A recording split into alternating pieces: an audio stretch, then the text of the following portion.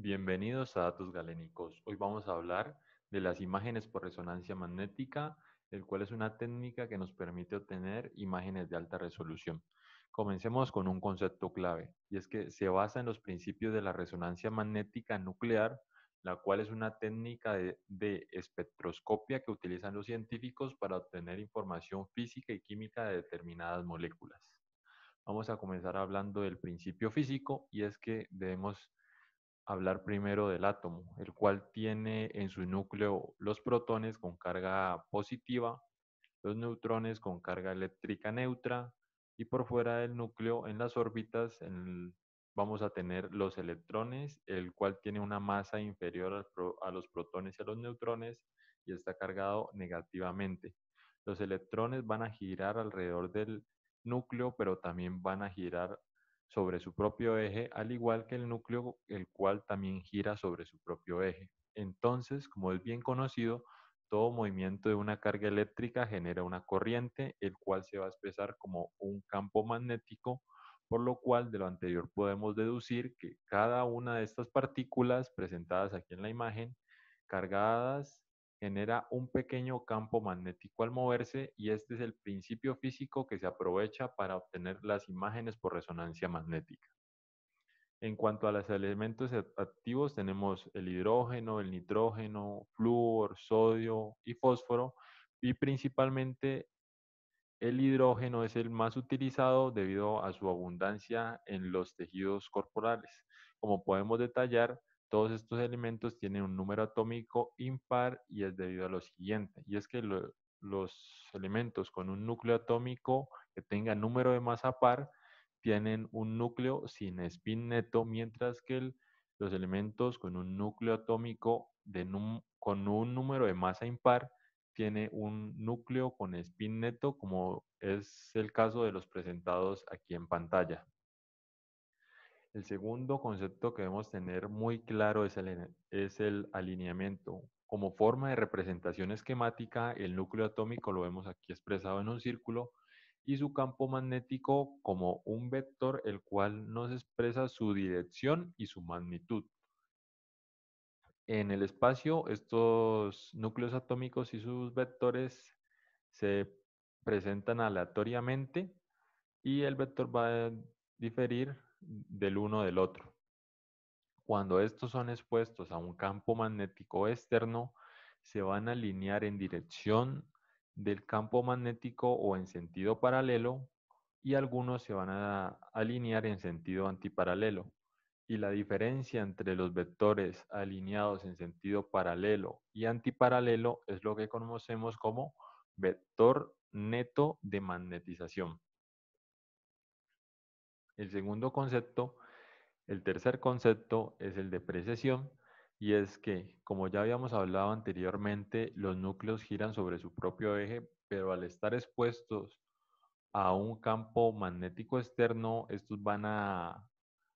generar un movimiento de precesión o de cabeceo. Y la mejor forma para expresarlo, para entenderlo, mejor dicho, es el movimiento de un trompo cuando está por caer, el cual sigue girando sobre su propio eje y en movimientos circulares. A partir del concepto de precesión se va a tener dos tipos, que es la precesión coherente o en fase, que quiere decir que todos los núcleos atómicos precesan a la misma velocidad, mientras que la precesión incoherente o fuera de fase hace referencia a que los átomos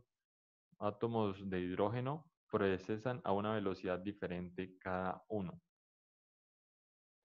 En cuanto al fenómeno de resonancia, es una transición de energía que ocurre cuando un objeto es sometido a una frecuencia similar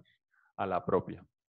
Aquí tenemos una representación esquemática de los dos conceptos que hablamos anteriormente, y es que tenemos los vectores del campo magnético de los núcleos atómicos, los cuales al estar expuestos a un campo magnético externo se van a presentar en sentido paralelo o antiparalelo,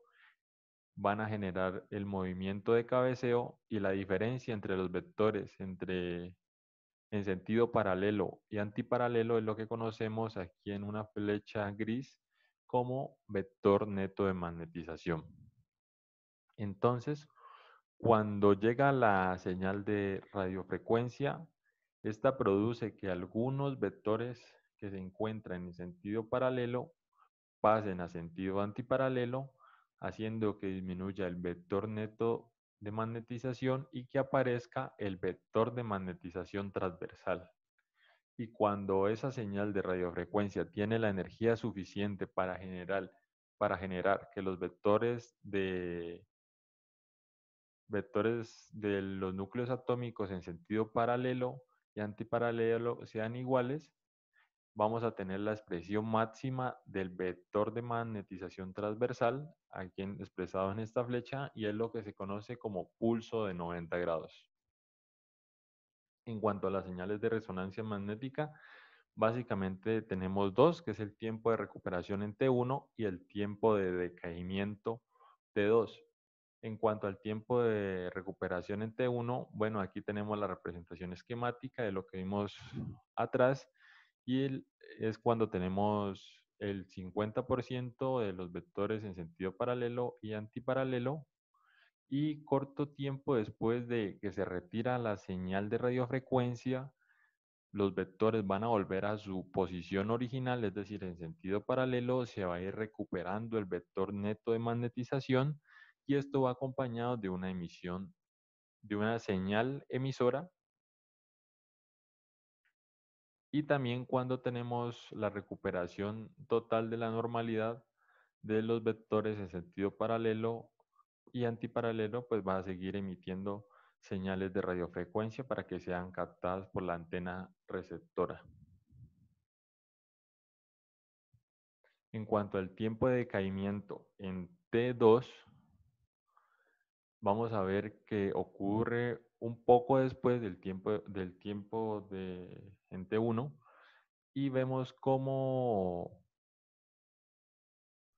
algunos protones empiezan a procesar más despacio y otros más rápido, lo que conlleva el desfase, disminuyendo así la magnitud del vector de magnetización transversal, como lo vemos en la imagen, y esto es lo que llamamos tiempo de decaimiento en T2, pero a su vez esta disminución del vector va acompañado también de una emisiones de señales de radiofrecuencia, las cuales también van a ser captadas por la antena receptora. La razón para que algunos protones precesen más rápido y otros más lento es que cada uno de ellos está expuesto a un campo magnético diferente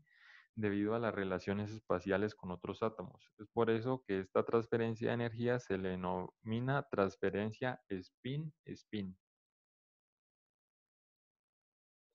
En cuanto a la producción de la imagen, pues vamos a tener una antena emisora de la señal de radiofrecuencia, la cual va a ir a interactuar con las moléculas de los tejidos, se genera la señal de radiofrecuencia originada de ellas, que ya vimos que puede ser en T1 o en T2, va hacia la antena receptora, después esta está unida al computador y mediante el software pues nos permite ver las imágenes tridimensionales en alta resolución. Vamos a comenzar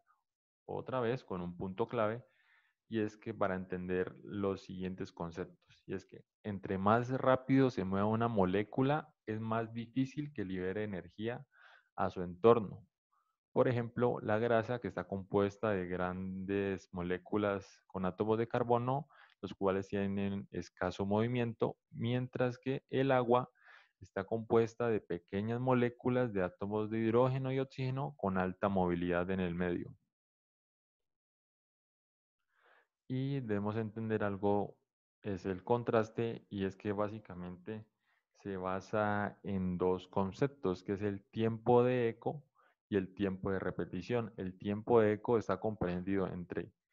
cuando se genera un pulso de radiofrecuencia hasta que es recibida esa señal,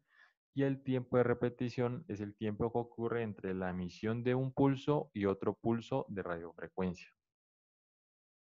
Es así como vamos a tener las imágenes potenciadas en T1, en el cual vamos a programar el resonador con un tiempo de repetición y un tiempo de eco corto por lo cual vamos a tener un adecuado contraste en T1, pero escaso contraste en T2. Es el caso, pues, de algunos tejidos como la grasa que se van a ver hiperintensos, mientras que otros tejidos se van a ver hipointensos, como por ejemplo los tejidos de necrosis o propiamente el agua, recordando el punto clave que vimos anteriormente,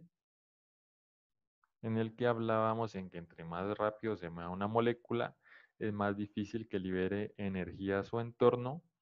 Por lo tanto, pues cuando tenemos unas señales pues cortas, los tejidos con escaso movimiento pues van a generar señales más rápidas. Y así es como tenemos las imágenes potenciadas en T1, en el cual vemos el agua expresada aquí como líquido cefalorraquídeo de color negro o hipointenso, como se llama en resonancia magnética. En cuanto a las imágenes potenciadas en T2, vamos a programar el resonador con un tiempo de repetición y un tiempo de eco largo, lo cual nos va a permitir adecuado contraste en T2 y escaso contraste en T1. Y las imágenes, vamos a obtener alta señal o hiperintenso del agua, en este caso, de quistes y tumores, entre otros, y baja señal o hipointenso de los medios de contraste utilizados como el gadolinio, entre otros. Y es así como tenemos las típicas imágenes potenciadas en T2, en el cual el agua, aquí expresada como líquido cefalorraquídeo, vemos en los ventrículos laterales como es de color blanco o hiperintenso, como se le llama en resonancia. Por último, pues los medios de contraste, que son moléculas que contienen iones metálicos, de los cuales tienen propiedades electromagnéticas, afectan el comportamiento de los protones de los tejidos inmediatamente adyacentes, alterando el patrón de recuperación de los dos vectores que vimos anteriormente, el vector neto de magnetización en el eje X y el vector de magnetización transversal en el eje, perdón, este en el eje Y y este en el eje X. Y en cuanto a los medios de contraste, pues el más utilizado pues, es el gadolinio y hay otros como el óxido de hierro superparamagnético que es utilizado en resonancia hepática y el óxido de hierro superparamagnético ultra pequeño utilizado en resonancia del sistema linfa hematopoyético. Muchas gracias por su atención. No olviden suscribirse al canal, darle like a este video y activar la campanita.